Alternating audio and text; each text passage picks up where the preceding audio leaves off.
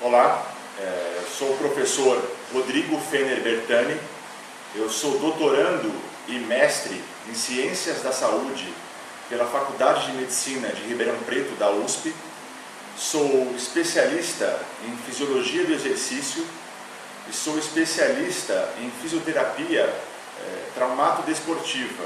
Eu tenho graduação tanto em Educação Física quanto em Fisioterapia.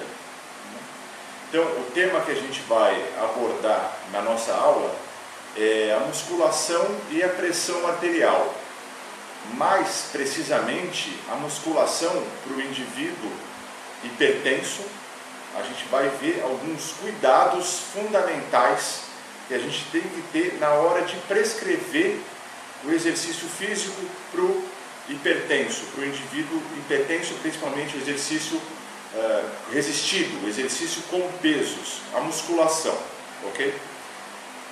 Bom, para a gente começar a nossa palestra, a gente tem que exemplificar que os valores de uma pressão arterial ótima é aquela menor de 120 milímetros de mercúrio na pressão arterial sistólica e por 80, menor que 80 na pressão arterial diastólica, 80 milímetros de mercúrio na pressão arterial diastólica, né? Aquela pressão máxima 120 e a pressão mínima 80. Né? É a famosa 12 por 8, né? O pessoal abrevia o 120 por 80 por 12 por 8, né? Sendo a pressão arterial máxima, a pressão arterial sistólica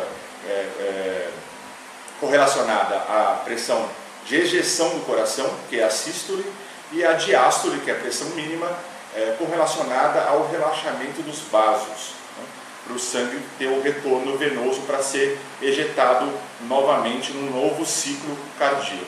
Tá?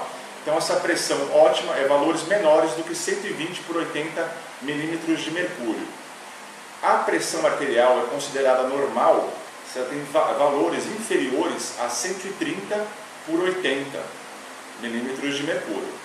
E uma pressão limítrofe, que não é considerado um indivíduo classificado como hipertenso, se ele tem uma pressão abaixo de 140 por 90. Se esse indivíduo tem uma pressão arterial maior ou igual a 140 por 90, ele é classificado como hipertenso. Então, a partir daí, existem níveis de pressão arterial, de hipertensão arterial. Então, de 140 por 90 a 760 por 100, o indivíduo é considerado hipertenso no estágio 1. A partir do momento que ele vai de 160 a 180, de 100 milímetros de mercúrio a 110, ele já é caracterizado como hipertenso do estágio 2 ou hipertenso moderado. E até o indivíduo pode ser classificado como hipertenso grave, que são valores maiores ou iguais de 180 por 110 milímetros de mercúrio.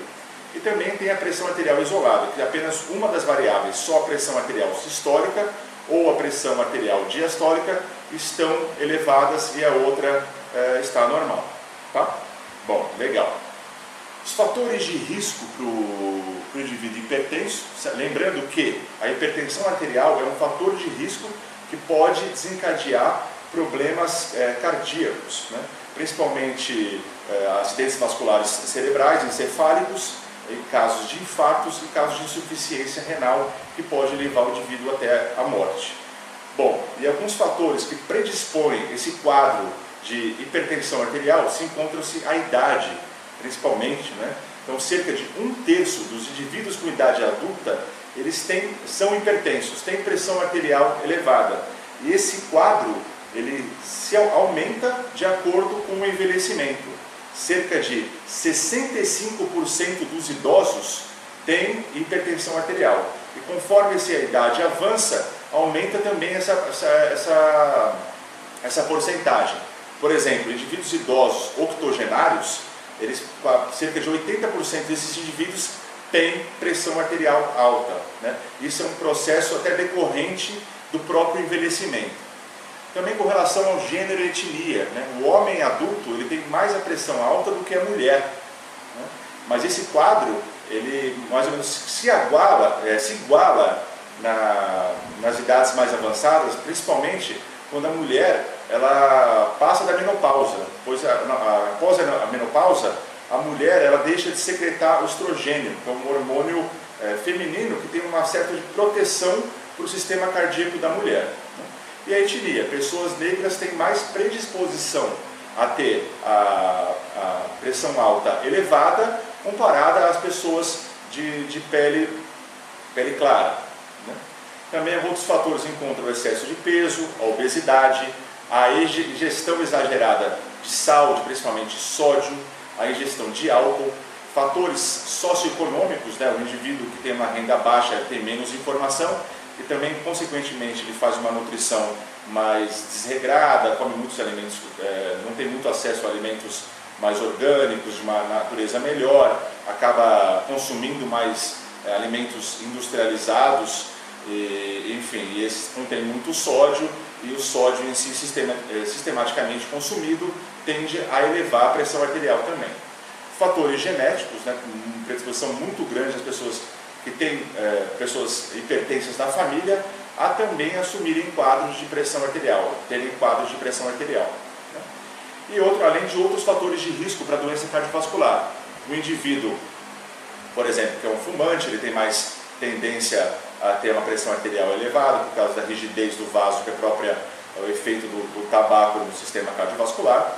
E o próprio diabetes, está muito associado também a quadros de pressão alta. E um outro fator que a gente pode atuar diretamente como professor de musculação, como indivíduo que pratica os exercícios físicos, é o sedentarismo. Então o sedentarismo está muito associado a quadros de pressão alta. E o exercício físico em si, ele exerce um efeito super positivo na pressão arterial. Então esse efeito positivo se a pessoa tem uma hipertensão, por exemplo, uma moderada, ele pode ter reduções da pressão, que ele pode até mudar o quadro dele de hipertenso moderado para ter uma pressão até classificada normal. Ou se o indivíduo já é hipertenso, ele pode reduzir a quantidade de medicamentos que ele utiliza no dia a dia com a prática do exercício físico. Até se o indivíduo é diagnosticado como hipertenso, mudanças no estilo de vida com relação à nutrição e à prática do exercício físico, a redução de estresse no dia a dia, aumentar a hora de sono, são melhores, são recomendadas antes de o indivíduo entrar com a terapia medicamentosa. Então, assim, para você ver que o próprio estilo de vida tem um efeito que pode mudar o quadro do indivíduo de um hipertenso leve para ter uma pressão mais controlada, certo? Bom, então, assim, o que é preconizado, né, nas diretrizes, né, principalmente que guiam como o profissional ele deve atuar com o indivíduo hipertenso? Então, eu vou pegar aqui uns dados para vocês que são na 6ª diretriz brasileira de hipertensão. O que é essa diretriz de hipertensão? Que é a última, que ela foi lançada em 2010. Então, assim, vários profissionais, professores, pesquisadores do assunto da hipertensão, eles reúnem artigos, publicações e lançam como se fosse umas diretrizes mesmo, um protocolo para os profissionais que atuam com o indivíduo hipertenso, para todos entrarem num consenso. Um consenso a partir do que a literatura está mais falando, abrangendo sobre o assunto, né? Então, assim, na 6ª diretriz brasileira de hipertensão, tem algumas recomendações, né, que devem ser seguidas para o profissional trabalhar com o indivíduo hipertenso.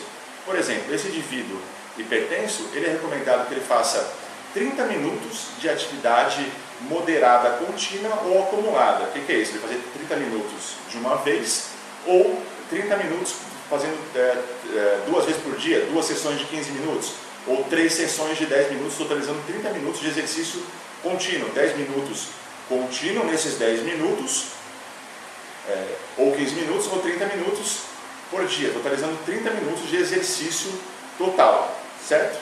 E é interessante que esse exercício, essa caminhada, principalmente exercícios contínuos, atividades cíclicas, pedalar, caminhada, nadar, exercícios mais predominantemente aeróbicos, tem que ter uma certa intensidade, né? Uma frequência cardíaca. Não pode a pessoa fazer uma caminhada e fazer uma caminhada muito leve também, né? Tem que ter uma certa intensidade, senão a pessoa poderia ficar andando meia hora no shopping, mas isso não vai trazer uma adaptação benéfica do que é esperado com a realização do exercício físico para o indivíduo hipertenso, né? Então, assim, quando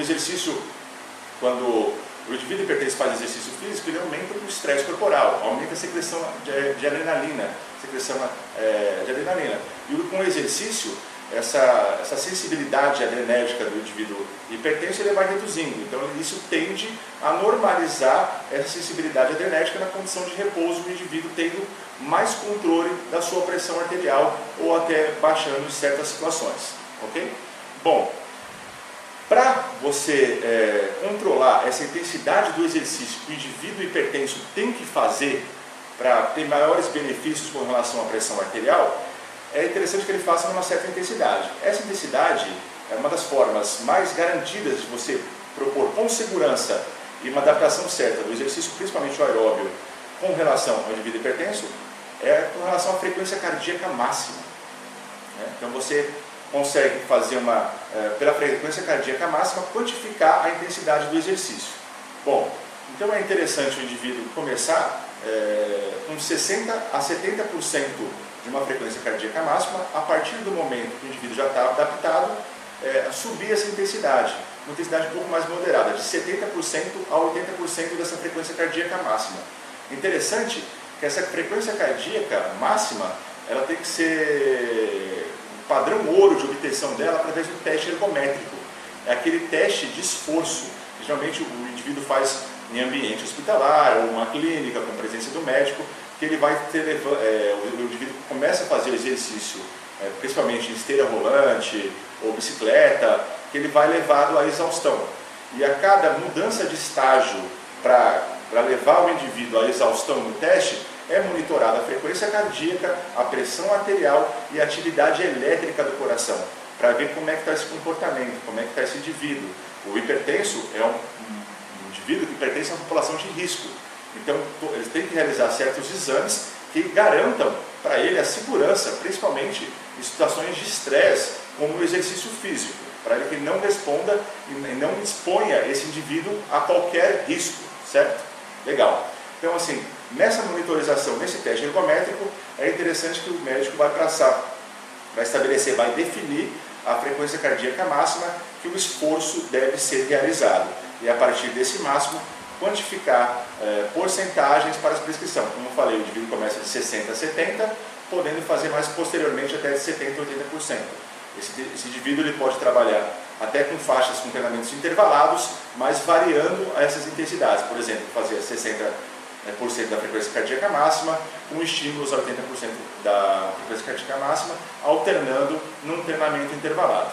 Lembrando que o exercício aeróbio, quanto mais tempo for realizado, sessões até de 45, de 1 hora, com intensidades um pouco maior de 70% até 80%, sendo o indivíduo já treinado, essas adaptações vindo num processo contínuo, maior vai ser o efeito hipotensor. Então o exercício aeróbio, ele promove um efeito hipotensor, ele baixa a pressão de forma aguda, tá? Ele reduz a pressão de forma aguda. Então é como se fosse um medicamentozinho, o exercício serviria o papel de medicamento. Então, um medicamento, e esse tem um efeito hipotensor. Né? E esse efeito hipotensor pode perdurar de 6 a 24 horas, dependendo da duração. Exercícios com prolongamento maior tem um efeito hipotensor por tempo maior, exercícios com intensidade um pouco maior também promovem esse efeito hipotensor por mais tempo. Vale a pena ressaltar que a frequência estipulada é no mínimo 5 dias na semana para o indivíduo ter essa quantidade de exercício de no mínimo 30 minutos, tá? E sendo que as reduções da pressão arterial podem chegar no indivíduo normotenso, que tem a pressão arterial mais controlada, de 8 milímetros a 10 milímetros de mercúrio na pressão arterial sistólica e de 3 a 5 milímetros de mercúrio na pressão arterial diastólica. Lógico, o indivíduo normotenso tem a pressão mais controlada, as reduções vão ser menores comparados com aqueles que têm a pressão arterial mais elevada. Por exemplo, tem casos de hipertensos que chegam até a apresentar reduções de 20 milímetros de mercúrio na pressão arterial sistólica e até de mais ou menos uma faixa de 7 a 9 milímetros de mercúrio na pressão diastólica. Que eu falei, o indivíduo pode ser o hipertenso grave, ele pode mudar de faixa para uma hipertensão moderada e com isso reduzir o custo do medicamento e até melhorar a qualidade de vida desse indivíduo. Então o exercício é de suma importância. É interessante também que essa diretriz já aborda que o exercício aeróbio ele tem que ser realizado, mas ele tem que ser complementado também por exercícios de musculação, que devem ser realizados de acordo com a diretriz de 2 a 3 vezes por semana, com 8 a 10 exercícios principais, com 8 a 15 repetições realizadas de 1 a 3 séries. Tá? Então essa diretriz, que é do ano de 2010, ela já enquadra, já fala da importância do treino de musculação para os indivíduos hipertensos. Mas, interessante também que o indivíduo hipertenso ele deve evitar, se você tem contato com um hipertenso, realizar qualquer tipo de exercício se a pressão arterial estiver maior ou igual a 160 milímetros de mercúrio na pressão arterial sistólica e 105 milímetros de mercúrio na pressão arterial diastólica. O indivíduo não deve fazer atividade, deve ser encaminhado para a residência, ficar em repouso até atingir níveis normais para poder fazer exercício. Então 160 por 105 chegou com essa pressão, não é recomendado esse indivíduo realizar o exercício físico, até porque a pressão tende a subir um pouco mais na prática do exercício, que é normal, e o indivíduo já partindo desses valores, você pode expor ele a maiores riscos. Tá? Então tem essa contemplação desses quadros nessa diretriz, já incorporando o exercício de musculação. Bom, mas nem sempre foi assim. Né? Até o começo dos anos 90, o exercício de musculação ele não era contemplado nas diretrizes internacionais de prescrição de exercício. Inclusive, os indivíduos hipertensos eram desencorajados a realizar o treinamento de musculação. Então, se o indivíduo era pressão alta, os médicos tinham um certo receio. Não havia muitas pesquisas científicas falando sobre o assunto, tratando sobre o assunto da pressão arterial. Então, eu sentia certo receio, dava a impressão que era muita carga, etc. Então, eles não tinham tanto conhecimento e evidências para embasar a prescrição do treinamento de musculação para o indivíduo hipertenso. Então, não era contemplado nas diretrizes internacionais. Só recentemente que a prescrição da musculação foi incentivada, foi promovida para ser praticada pelo indivíduo hipertenso também. Né?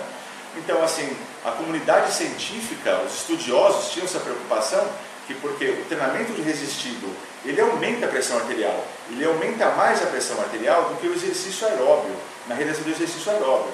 Porque você fazendo o exercício resistido, você tem mais contração muscular e o próprio músculo, ele exerce uma pressão nos vasos sanguíneos, o que vai ter uma resistência maior para o fluxo. Então, o coração precisa ejetar o sangue com uma pressão maior, consequentemente a pressão arterial é mais elevada, tanto a pressão sistólica quanto a diastólica. Então, essa elevação da pressão na realização do exercício de musculação, alguns estudiosos da época tinham receio que essas elevações do treino poderiam perdurar, né? poderiam ou deixar indivíduos normotensos hipertensos, ou manter a pressão elevada, como se o exercício de musculação não tivesse um efeito hipotensor, que reduzisse a pressão na situação pós-treino. Né? Então eles tinham essa preocupação.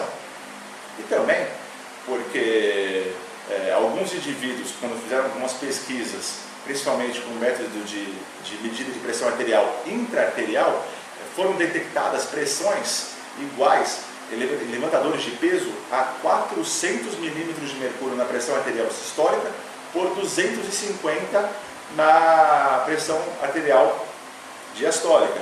Então foi observado nisso, em levantamentos de peso, números da pressão dessa magnitude. Né? Mas os indivíduos que apresentaram essas elevações eram indivíduos saudáveis. E essas elevações da pressão arterial não causaram nenhum dano à saúde desses indivíduos. Mas, porém, o receio com relação à prescrição para o indivíduo hipertenso é que o indivíduo hipertenso ele não tem uma saúde arterial igual ao indivíduo que não tem hipertensão. Porque o fato da constantemente a artéria ser atingida com sangue com maior pressão, isso vai causando um dano na artéria, e vai causando cicatrizes, e a artéria ela vai ficando mais, essas cicatrizes, elas vão deixando a artéria menos elástica, ela mais endurecida.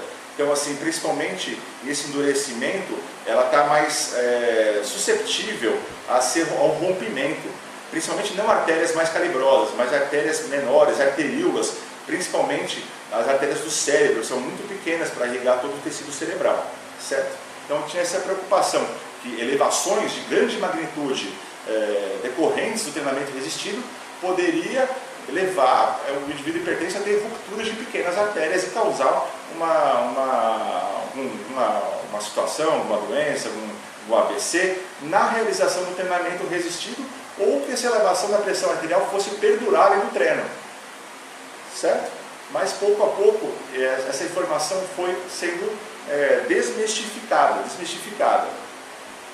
E foram se estudando e observando o benefício do exercício resistido, né? Principalmente no processo de envelhecimento, né? Quando o indivíduo vai perdendo massa muscular no processo de sarcopenia ao longo do tempo, o exercício de musculação, o ganho, a manutenção da força muscular principalmente, né? E ela é uma capacidade física que é bastante funcional, né? Então, a pessoa o dia inteiro ela se depara com situações que ela realiza força, né?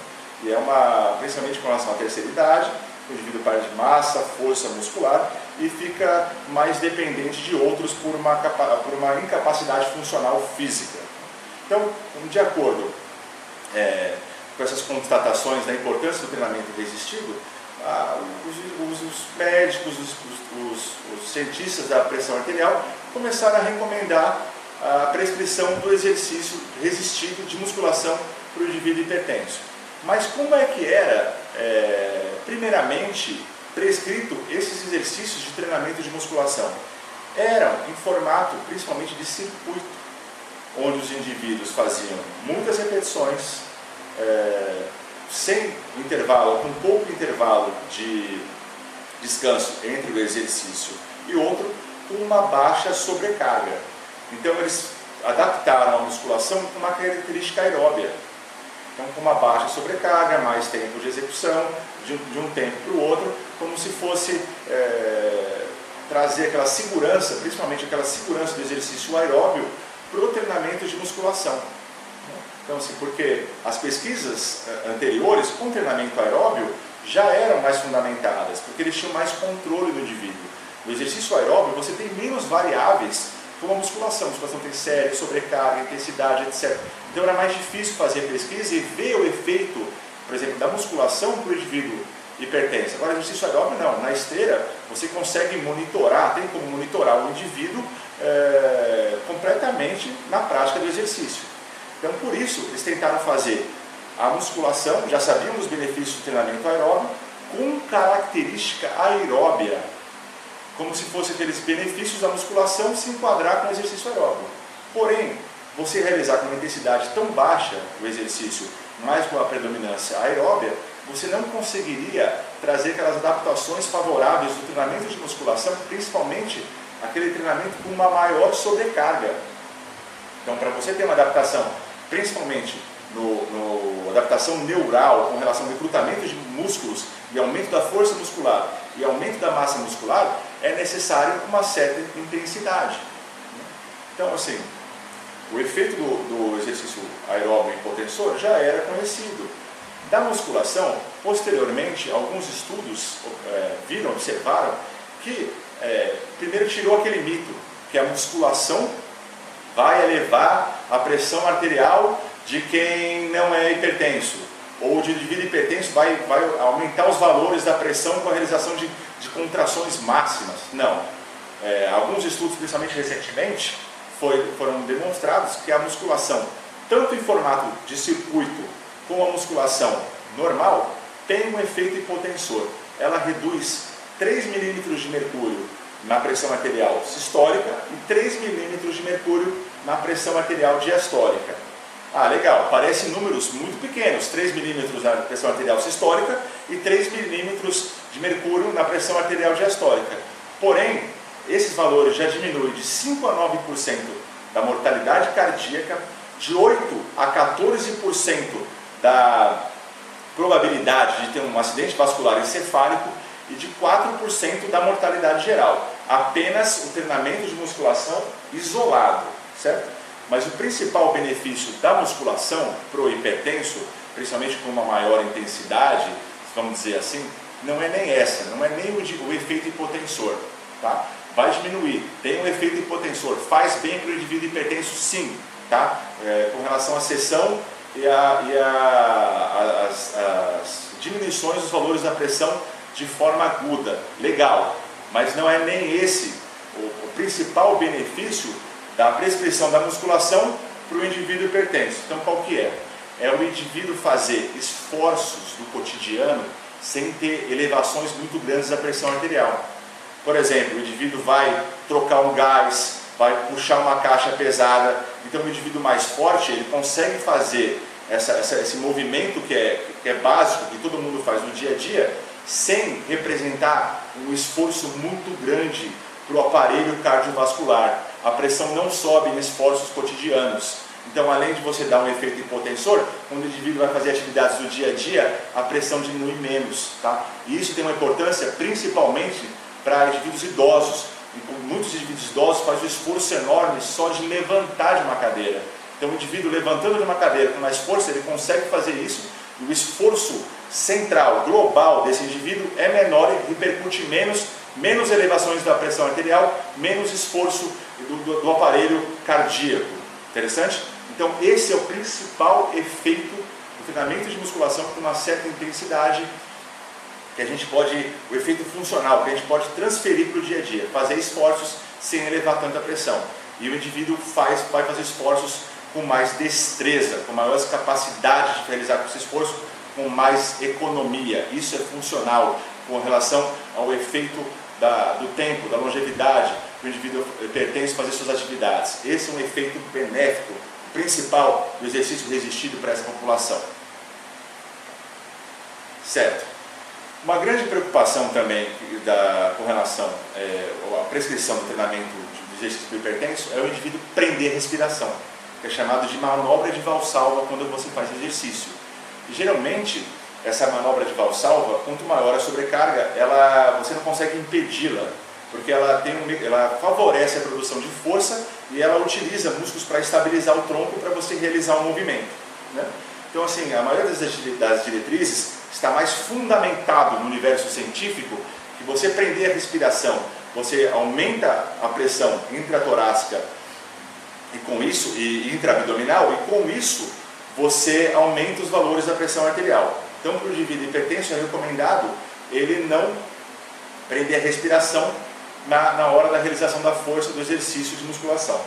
Algumas pesquisas estão investigando, ainda não tem um embasamento muito grande no universo científico, um fator positivo, como se a manobra de Valsalva ela fosse uma pressão de fora para dentro nos vasos, que ela, junto com uma pressão arterial mais elevada de dentro dos vasos, equilibraria essa pressão transmural, e a pressão arterial, como se fosse, ela diminuiria com relação nos vasos, a circulação nos vasos, podendo ter um fator protetor, tá? Então vem a pressão forte do sangue, a pressão maior da contração da pressão intraabdominal e intratorácica, equilibraria essa pressão e ela chegaria com menor intensidade, principalmente em artérias menores, prevenindo alguns acidentes, principalmente no universo encefálico.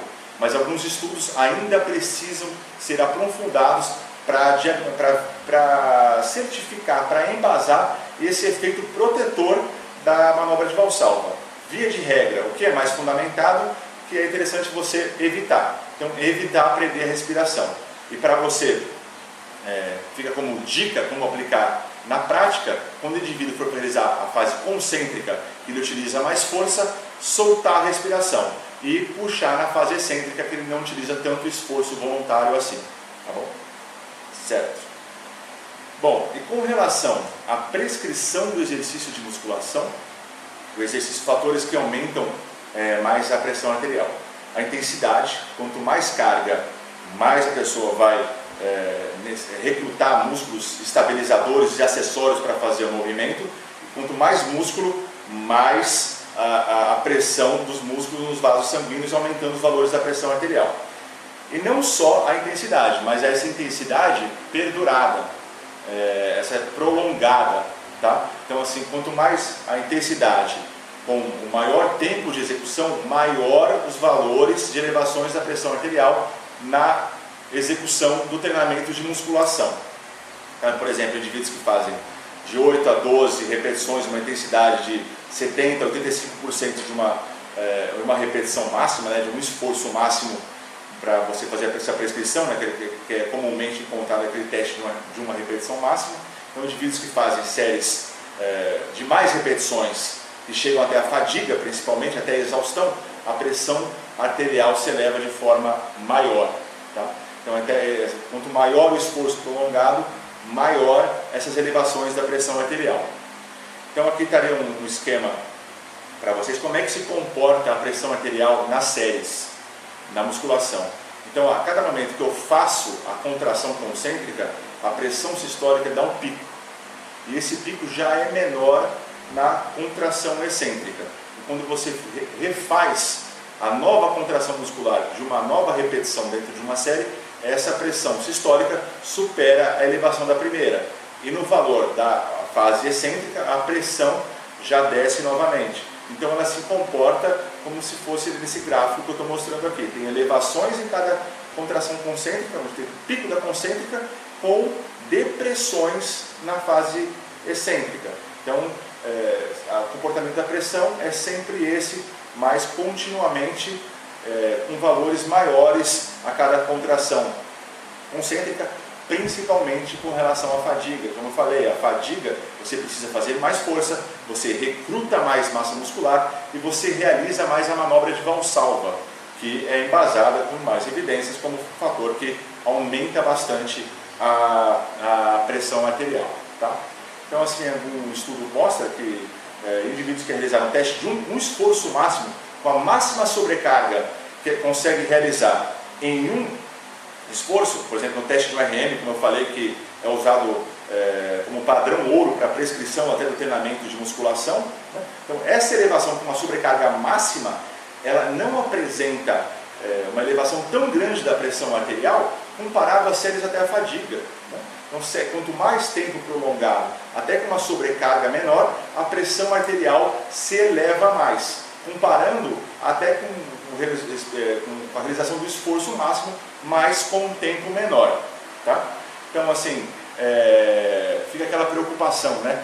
Como é que eu vou fazer o exercício com uma intensidade que gere adaptação para o indivíduo, para ter ganhos funcionais, como eu falei, para fazer esforços e a elevação da pressão arterial não ser tão grande, para ter músculos fortes que possam fazer atividades do dia a dia, até funcionalmente, com uma economia melhor de movimento, até do aspecto cardíaco, entre outros fatores, mas sem expor esse indivíduo a elevações da pressão arterial tão grandes.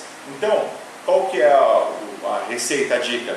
É você fazer com essa sobrecarga, sim, a 80% a 75% de uma repetição máxima, mas não levar o indivíduo até a fadiga.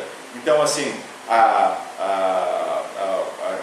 sobrecargas que o indivíduo seria capaz de fazer 10 repetições máximas, você não chegar à exaustão, parar na sétima, e você dá o efeito da sobrecarga, mas você não leva o indivíduo à exaustão e não prolonga esse exercício para até tempos que possam causar elevações maiores, certo? Então sempre assim. Então com um peso que o indivíduo faria 12, faz 8. Um peso que o indivíduo faz 10, faz 7. Você vai ter aquela sobrecarga que tem ganho funcional e não precisa levar o indivíduo até fadiga, prolongar a série, que vai aumentar muito esses valores da pressão arterial. Ok? Legal. Outro fator interessante é com relação à massa muscular. Como eu falei, indivíduos, quanto mais massa muscular, maior a pressão do músculo contra os vasos e aumenta assim a resistência de passagem do sangue, forçando o coração a bombear, ejetar o sangue com uma força maior, com uma pressão maior, elevando os casos de pressão arterial, tanto da pressão sistólica quanto da pressão diastólica, que mostra que significa a resistência dos vasos da chegada do sangue para o coração novamente para um novo ciclo cardíaco. Então, menor massa muscular também vai desencadear menores elevações da pressão arterial. Então, por exemplo, em vez de um indivíduo fazer um agachamento pesadíssimo, onde você vai recrutar muitos músculos estabilizadores, muitos músculos para fazer o movimento, geralmente fazer um leg press, que é um exercício com uma característica funcional também, né, que imita o gesto de sentar e levantar, mas você tem menos músculos estabilizadores. Isso vai ser mais seguro na hora da prescrição do exercício físico para o indivíduo hipertenso. Ou o próprio exercício de uma cadeira extensora, você trabalha a força dos membros inferiores, né, mas você não causa elevações muito grandes da pressão arterial, é mais seguro. Porque assim, a preocupação de você levar a pressão arterial do indivíduo hipertenso, como eu falei, as artérias do hipertenso, elas são já mais judiadas, elas têm mais propensão, elas não têm uma saúde arterial tão boa como o indivíduo normotenso e elas são mais susceptíveis a ter rompimento. E a gente não quer expor o indivíduo hipertenso a risco. E risco não significa que o indivíduo vai ter, mas ele pode ter. E a gente não quer expor nem ao risco. Tá certo? Legal. Então, exercícios funcionais, de estabilização, realizações de prancha, o indivíduo tem que fazer contrações de muito músculo, que ele acaba prendendo a respiração de forma até natural para manter o esforço, manter a estabilidade do corpo, devem ser evitados para o indivíduo hipertenso. Sempre indivíduos menor massa muscular, evitar fadiga e sempre manter a respiração no ritmo normal, principalmente o indivíduo não prendendo essa respiração na execução do exercício, certo? Bom, vou falar um pouco do trabalho que eu realizei, foi o meu mestrado na USP de Ribeirão Preto, né, que a gente fez teste de uma repetição máxima em idosos. Então eram idosos hipertensos ou não, mas esses idosos tinham mais de 80 anos. Então a gente viu a pressão arterial em 3 movimentos que imitam gestos básicos, gestos funcionais. É o movimento de empurrar, realizado no supino sentado no chest press, o movimento de puxar na remada no aparelho e o exercício leg press, né?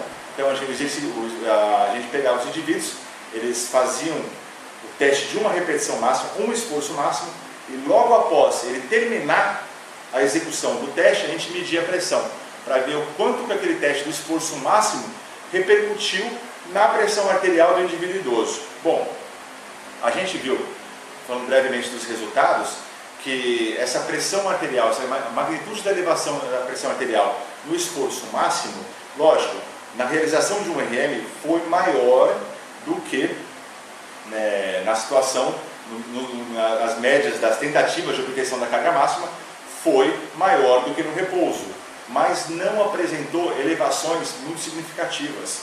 Por exemplo, se os indivíduos eram hipertensos, participavam do meu grupo, eram hipertensos controlados com medicamentos. Se eram indivíduos normotensos, tinha pressão normal. Então eles elevavam a pressão na realização do exercício, teste de uma repetição máxima no leg press, mas a média de todos os indivíduos que participavam da pesquisa foi de 143 milímetros de mercúrio.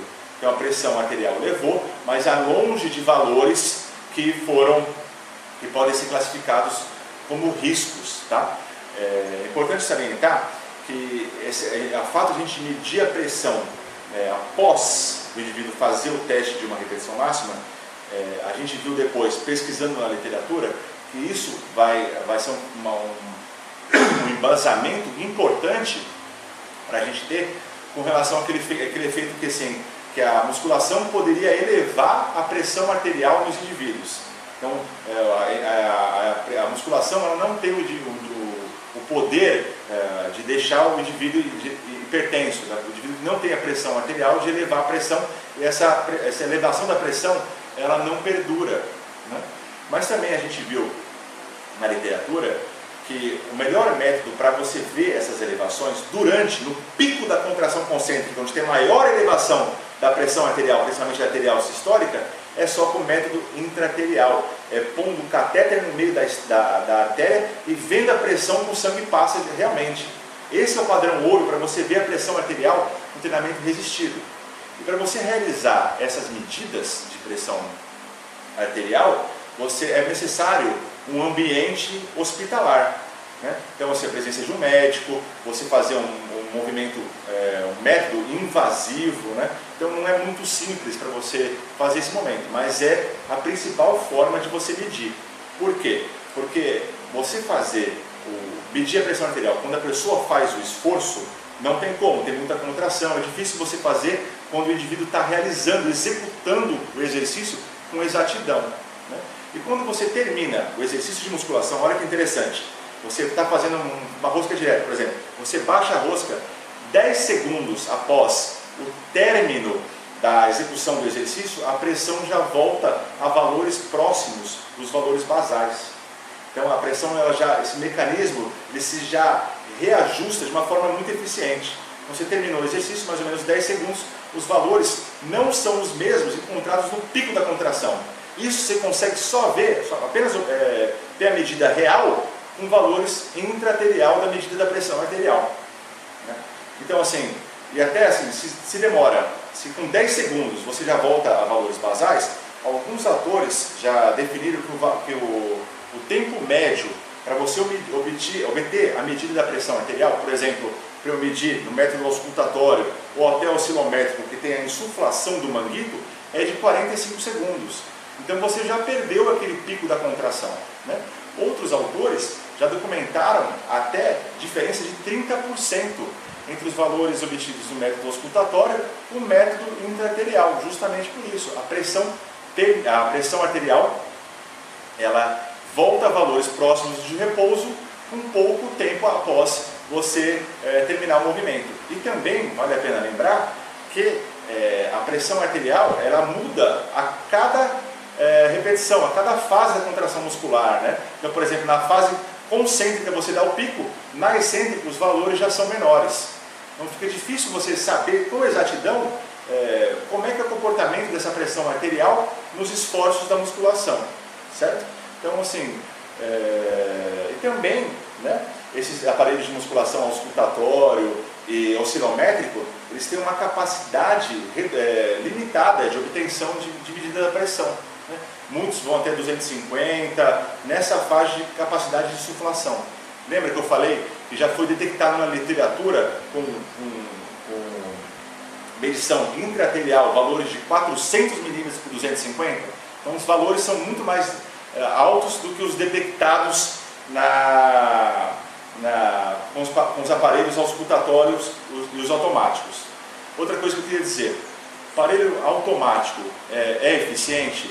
É eficiente. Tem diversos estudos que estão saindo, principalmente também no meu grupo de pesquisa, que eles equivaleram os resultados obtidos por método auscultatório de coluna de mercúrio realizado por indivíduos experientes em medidas da pressão arterial com os métodos oscilométricos, né, que são mais fáceis, né, principalmente em academias, né? Porque a academia tem muito ruído externo, a pessoa está lá, som de aula, música, os indivíduos treinando, isso tudo interfere na boa ausculta da pressão arterial. Então os métodos, aparelhos automáticos, tem muitos aparelhos que são validados do ponto de vista científico, que trazem valores reais da pressão arterial que podem ser usados principalmente nesses ambientes que tem muito barulho externo. Legal? Beleza.